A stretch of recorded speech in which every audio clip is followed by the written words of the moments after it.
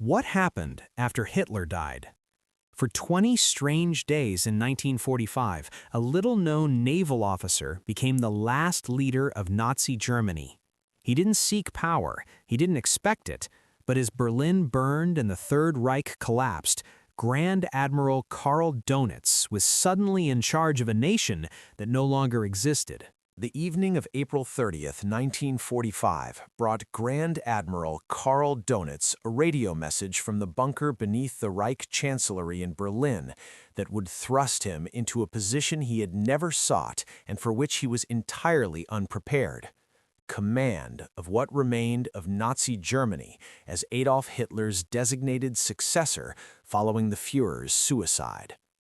The telegram, transmitted through military channels as Soviet forces fought through Berlin's streets, just blocks from where Hitler had taken his life, informed Dönitz that he had been appointed Reich President and Supreme Commander of the Armed Forces, that Heinrich Himmler had been expelled from the party for attempting unauthorized peace negotiations, and that Dönitz was now responsible for leading Germany through whatever remained of the war and into whatever post-war settlement could be achieved. For the next 20 days until Germany's unconditional surrender to the Allies took full effect on May 23, 1945, Dönitz would preside over the final dissolution of the Third Reich, attempting to preserve German military forces and civilian populations from the worst consequences of total defeat, while navigating between the impossible demands of continuing resistance that Hitler had ordered and the practical necessity of accepting unconditional surrender to enemies who would accept nothing less.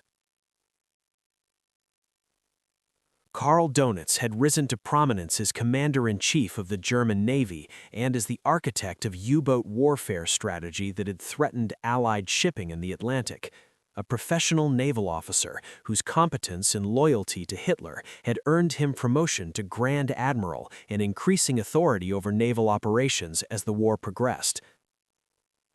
Dönitz's relationship with Hitler had been characterized by the Führer's confidence in the admiral's aggressive operational concepts and by Dönitz's National Socialist loyalty that made him one of the few senior military officers Hitler trusted completely, even as the war turned decisively against Germany.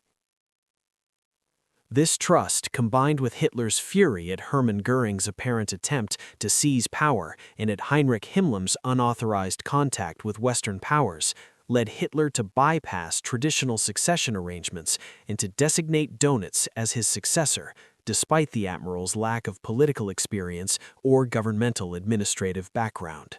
The Germany that Dönitz inherited as its final leader was a nation in its death throes, with Soviet forces occupying Berlin and eastern Germany, British and American forces controlling western Germany, Allied strategic bombing having destroyed German industrial capacity and transportation networks, and German military forces either defeated and in captivity or retreating in disorder before overwhelming enemy advances from multiple directions. The governmental structure of the Reich had largely ceased to function, with ministries scattered or destroyed, communication networks disrupted, and the administrative apparatus that had governed Germany in occupied territories for 12 years dissolving under the pressure of military defeat. Dönitz's authority extended theoretically over all remaining German forces and territory, but practically, his control was limited to areas not yet occupied by Allied forces and to military units that retained communication capabilities and organizational coherence. The Flensburg Government, as it came to be known, included Albert Speer, continuing as Minister of Economics and Production, Foreign Minister Lutz Graf Schwerin von Krosigk, who would serve as Dönitz's chief advisor, and various military commanders who controlled the remnants of German armed forces. This government, operating from naval headquarters and from buildings requisitioned in Flensburg, existed in a strange twilight zone where it exercised some authority over German forces not yet in Allied custody, while being completely dependent on Allied sufferance for its continued existence. Dönitz's immediate priorities upon assuming power reflected his naval background and his focus on military rather than political considerations, evacuating as many German soldiers and civilians as possible from eastern territories before Soviet forces captured them. surrendering to Western Allied forces rather than to Soviet forces whenever choice was available, maintaining military discipline and organizational structure during the transition to captivity, and attempting to negotiate surrender terms that would preserve some protection for German forces and populations rather than simply accepting dictated terms without discussion. These priorities reflected Dönitz's assessment that Germany's military defeat was complete and inevitable, that continued resistance served no purpose, but that the manner of Germany's surrender might affect the treatment of German soldiers and civilians during occupation and captivity. The military situation Dönitz inherited on May 1, 1945, was one of total collapse across all fronts. In the West, British and American forces had crossed the Rhine and were advancing through Germany, meeting minimal resistance from German forces that were surrendering en masse. In the East, Soviet forces had completed the encirclement of Berlin, had driven through Poland and into Germany, and were accepting surrender of German units that could no longer retreat. In Italy, German forces had already surrendered through negotiations that predated Hitler's death. In Norway and Denmark, substantial German forces remained organizationally intact, but were completely isolated from Germany proper. The only military question remaining was whether Germany's final surrender would be coordinated and relatively orderly, or whether it would be chaotic and piecemeal, with different German units surrendering at different times to different enemy forces. Field Marshal Wilhelm Keitel, chief of the Armed Forces High Command, remained in position under Dönitz's government and attempted to maintain some semblance of military command structure during the final days. Keitel, who had been Hitler's most compliant military subordinate and who had enabled Hitler's worst decisions through his unwillingness to provide realistic military advice, now found himself in the position of implementing the surrender that all his optimistic assessments had claimed would never be necessary. Keitel's role in Dönitz's government was to coordinate with field commands to ensure that surrender orders were transmitted and implemented, and to maintain military discipline during the transition period when German forces were moving from combat operations to captivity. General Alfred Jodl, chief of the operations staff, served as Dönitz's primary military advisor and as the officer who would ultimately sign the German Instrument of Surrender at Eisenhower's headquarters in Reims on May 7, 1945. Jodl had been responsible for operational planning at Hitler's headquarters throughout the war, had witnessed the progressive deterioration of Germany's military situation, and now had the task of implementing the unconditional surrender that he had long recognized as inevitable. Jodl's professionalism and his understanding of military realities made him valuable to Dönitz during the transition period, though his role in implementing Hitler's directives throughout the war would lead to his prosecution and execution at Nuremberg. The question of whether Dönitz's government should attempt to negotiate surrender terms or should simply accept unconditional surrender, as the Allies had demanded at Casablanca in 1943, represented the central diplomatic dilemma of the 20-day period. Dönitz understood that Germany's military position provided no leverage for negotiation, that the Allies had repeatedly stated they would accept only unconditional surrender. But he also believed that attempting to preserve some protections for German forces and civilians required at least attempting to engage with Allied representatives about implementation details, even if the fundamental terms were non-negotiable. This approach reflected Dönitz's naval background, where operational details of surrender could significantly affect the treatment of surrendering forces, translated into the political sphere, where details of Germany's capitulation might affect occupation policies and the treatment of German populations. The Allied response to Dönitz's assumption of power was to treat the Flensburg government as a practical mechanism for implementing Germany's surrender rather than as a legitimate government with which negotiations would be conducted. General Dwight D. Eisenhower, Supreme Commander of Allied forces in Europe, made clear that he would deal with Dönitz and his government solely for the purpose of arranging the unconditional surrender of all German forces, that no political negotiations would occur, and that the Flensburg government would be dissolved once it had served its purpose of implementing surrender. This approach reflected Allied policy that Germany would be occupied by Allied military government, rather than being allowed to retain any form of independent governance during the immediate post-war period. The partial surrenders that occurred in the first week of May, with German forces in various theaters capitulating to local Allied commanders before the general surrender was formalized, created complications for Dönitz's government, as they represented both the collapse of centralized command authority and potential opportunities to achieve different surrender terms in different locations. The surrender in Italy had already occurred through Operation Sunrise before Hitler's death. German forces in northwest Germany, Denmark, and the Netherlands surrendered to British Field Marshal Bernard Montgomery on May 4th.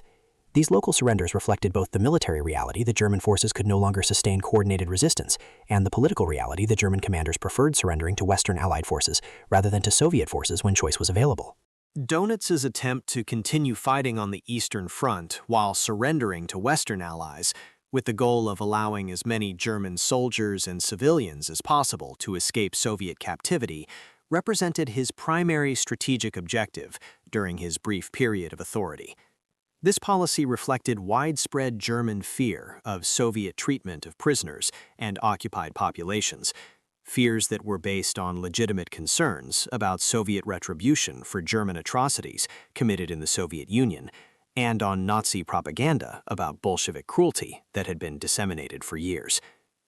The Allied rejection of partial surrender and their insistence that Germany surrender simultaneously to all Allied powers eliminated whatever possibility existed for Dönitz's preferred approach of differential surrender.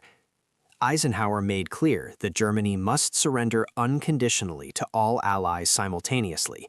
that attempts to surrender only in the West while continuing to fight in the East would not be accepted, and that the Allies maintained unity regarding German surrender, regardless of emerging tensions about post-war arrangements. This Allied firmness meant that Dönitz's government could delay surrender only briefly to allow additional evacuations from the East, not indefinitely, as Dönitz had hoped. The formal surrender ceremony at Eisenhower's headquarters in Reims on May 7, 1945, saw General Jodl signing the instrument of unconditional surrender on behalf of Dönitz's government, with the surrender to take effect at 11:01 p.m. on May 8, 1945. The ceremony was repeated in Berlin on May 8th to 9th to satisfy Soviet demands for a formal surrender in the captured German capital, and to ensure that Soviet representatives participated fully in accepting Germany's capitulation. These surrender ceremonies marked the formal end of the European War, though Dönitz's government would continue to exist for 2 more weeks as it implemented surrender provisions and as Allied authorities decided how to proceed with occupation administration. The policies Dönitz's government implemented during its brief existence revealed the admiral's priorities and his understanding of Germany's situation. Orders were issued to all German forces to cease combat operations and to surrender to Allied forces. Instructions were provided for the orderly transition from military operations to captivity, with emphasis on maintaining discipline and organizational structure. During the process, efforts were made to continue evacuation operations from eastern territories, with German naval vessels and merchant ships transporting refugees westward from areas falling under Soviet control. The government attempted to preserve some continuity of civil administration in areas not yet under Allied occupation, maintaining police forces, and attempting to ensure that essential services continued during the transition period. The treatment of Nazi Party officials and SS personnel by Dönitz's government reflected the admiral's distancing from ideological aspects of the Nazi regime and his focus on military and administrative functions. Dönitz had never been a party member in the way that SA or SS leaders were. His authority derived from military competence and professional service rather than from party ideology, and his government included few prominent party figures. Heinrich Himmler, expelled by Hitler before his death and wanted by Allied authorities, committed suicide on May 23 after being captured by British forces. Joseph Goebbels, Hitler's propaganda minister, had committed suicide with his family in Hitler's bunker shortly after the Führer's death. Hermann Göring, once Hitler's designated successor, was in Allied custody. The absence of these figures from Dönitz's government reflected both the physical impossibility of their participation and the admiral's preference for administrators and officers who could focus on practical matters of surrender implementation rather than on ideological posturing. Albert Speer's role in Dönitz's government as Minister of Economics and Production represented continuity from his position in Hitler's government, where Speer had been responsible for armaments production and for attempting to maintain German industrial output despite strategic bombing and resource shortages. Speer's expertise in industrial administration and logistics made him valuable to Dönitz during the transition period, though his influence was limited by the fact that German industry had largely ceased functioning and that economic decisions were increasingly being made by Allied occupation authorities rather than by the Flensburg government. Foreign Minister Schwerin von Krosigk, a professional diplomat and former finance minister, served as Dönitz's closest political advisor and as the government's primary contact with Allied representatives regarding surrender implementation. Schwerin von Krosigk drafted the radio addresses that Dönitz broadcast to announce Hitler's death, Germany's surrender, and the policies of the Flensburg government, messages that attempted to maintain some dignity in defeat while acknowledging the reality of total military collapse. These addresses emphasized the government's commitment to preventing chaos during the transition to occupation, to preserving German lives and property to the extent possible, and to implementing surrender provisions in ways that maintain German organizational capacity for whatever would come next. The continuing German military operations during the first days of May, particularly in the east where forces were attempting to retreat westward and to evacuate civilians, represented the most significant actions of Dönitz's brief period of authority. German naval vessels conducted evacuation operations from ports in the Baltic, transporting refugees and retreating military units westward toward areas that would be occupied by British or American forces rather than by Soviet forces. German ground forces in the east conducted fighting withdrawals designed to delay Soviet advances long enough to allow these evacuations to proceed, accepting that ultimate capture by Soviet forces was inevitable, but attempting to preserve some additional time for civilian evacuations. These operations, while militarily futile in the strategic sense, saved hundreds of thousands of German civilians from immediate Soviet occupation and represented the primary achievement of Dönitz's government beyond the administrative implementation of surrender. The Allied decision to dissolve Dönitz's government on May 23, 1945, reflected the completion of surrender implementation and the Allied determination to assume direct control over German territory rather than to work through any German governmental structure. British forces arrested Dönitz and the members of his government, detaining them for interrogation and eventual prosecution. The Flensburg government ceased to exist, and Germany entered the period of Allied military occupation that would last until the establishment of separate West and East German states in 1949. The arrests marked the complete end of any German governmental authority and the beginning of the Allied Control Council's direct rule over occupied Germany. The historical assessment of Dönitz's 20-day government and of his actions as Germany's final leader has debated whether he served German interests by implementing orderly surrender and by attempting to preserve German lives during the transition to occupation, or whether he served primarily his own interests by distancing himself from Nazi criminality while maintaining authority for as long as possible. The fact that Dönitz was prosecuted at Nuremberg and sentenced to 10 years imprisonment for war crimes, specifically for his conduct of submarine warfare in violation of international law, suggests that Allied authorities did not accept his self-presentation as a non-political military officer who had simply done his duty. The relatively light sentence, compared to those imposed on other Nazi leaders, reflected both Dönitz's lesser role in regime criminality and the prosecution's difficulty in proving that his naval operations violated laws of war in ways that differed significantly from Allied naval practices. The question of whether Dönitz's government achieved anything beyond implementing the inevitable surrender that would have occurred regardless of who succeeded Hitler admits mixed answers. The evacuation operations that continued during the first days of May saved German lives by allowing refugees and retreating soldiers to escape immediate Soviet occupation. The maintenance of some organizational structure during the transition period may have reduced chaos and suffering compared to what might have occurred if German authority had simply dissolved without any successor government. The implementation of coordinated surrender to all Allied forces, rather than piecemeal collapse of different German units, probably simplified the practical end of combat operations and the transition to occupation administration.